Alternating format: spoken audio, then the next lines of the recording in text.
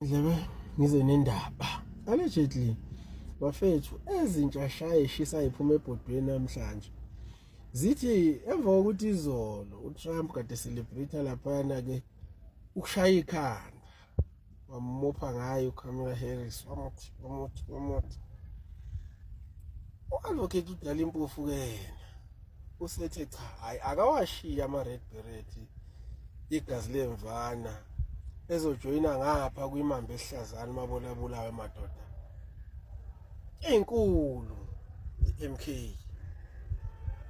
hayi imambe ehlaza le yozivinjwe ulwandle yaniyenze lutho bafana yabona mina into engijabulelayo ukuthi lento esishoyo la masikhuluma ilokhu yenzeka every week wona abantu phansi naphezulu bayangena eqenjini iyo into esifunayo abayishoyo ukuthi hey MK and EFF there is a merger, something is cooking, they are cooking.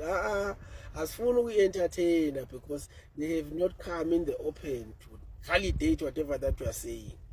Thina siyibambala sikhona nje sisho nje sithi MK yakhula bafowethu.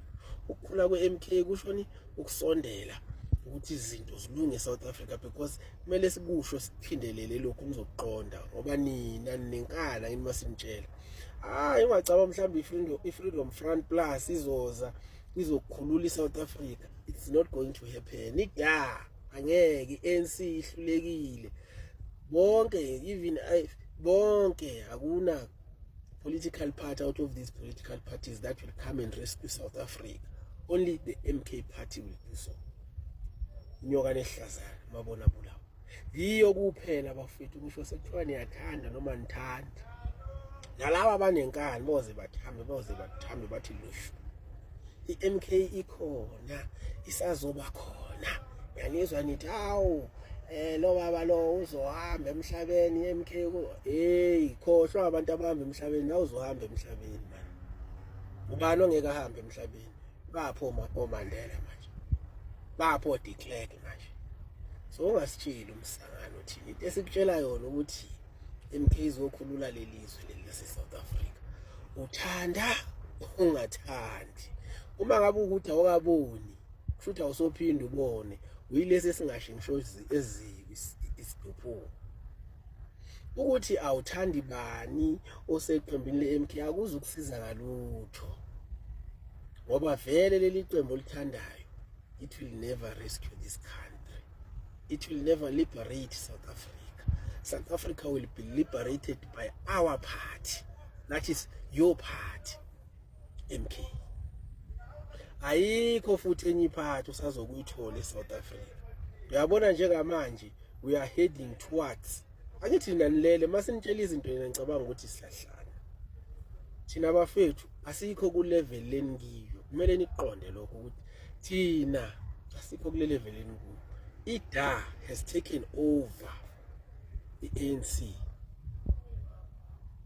yazi ukuthi awukakuboni lokho ida isebenza nabantu abathile abangabaphathi la eSouth Africa kwezamabhizinisi those people ida represent those people so uma kwenzeka ukuthi uyaphuma lo baba wenkomo kuzongena omunye umuntu ofana nselo baba wenkomo ozobe esponsorishwa ilabantu abaphethe ida abasebenzisana neDA abafuna ukuthi izinto zingashintshi eSouth Africa so ida ANC IFP PA all these parties are on one side iMK EFF kulama bigger parties ngizobala lezo on the other side so into eyenzakalayo la ukuthi iqembu elimele thina ngapha iMK iqembu elimele abadayisi ngapha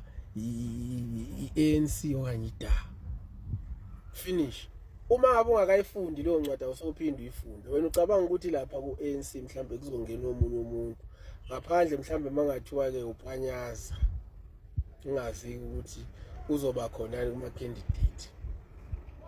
That's the only person who afika shintshe yonke achithe yonke lento le bayigayayo but abanye khohlwa ANC is as good as dead. ANC is actually a DA. DA hleli lapha phezulu nabaphathi be-ANC, they are cooking. So thina masithi thina iqembu lilodwa la izokhulisa iSouth Africa MK sisho ngoba vele lilodwa. Whatever that you are saying does not matter to us.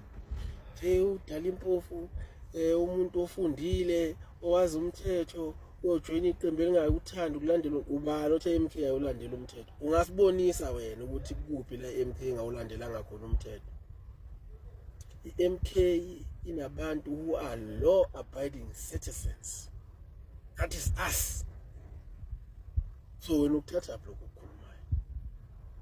But ninathanda ukuba nale propaganda yenu le nigcwalise kodwa base kuthiwa sivezele phela ukuthi ukuthatha blog bese zithi wazi uzothi. And enye into ebalekile ukuthi you have a right of association. I have a right of association. So why do you think ukuthi you can dictate ukuthi udala impofu yena which party must he join or which party must he associate with? Who are you wena? Are you God? Wahleli ukubheka.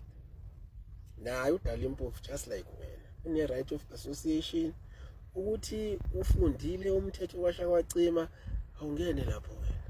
Wena ngithi ukhethile lelo qembu lakho ucabanga ukuthi lizokuliberate. Hlala kilo ke. Thina sihamba nezihambayo. Bye bye.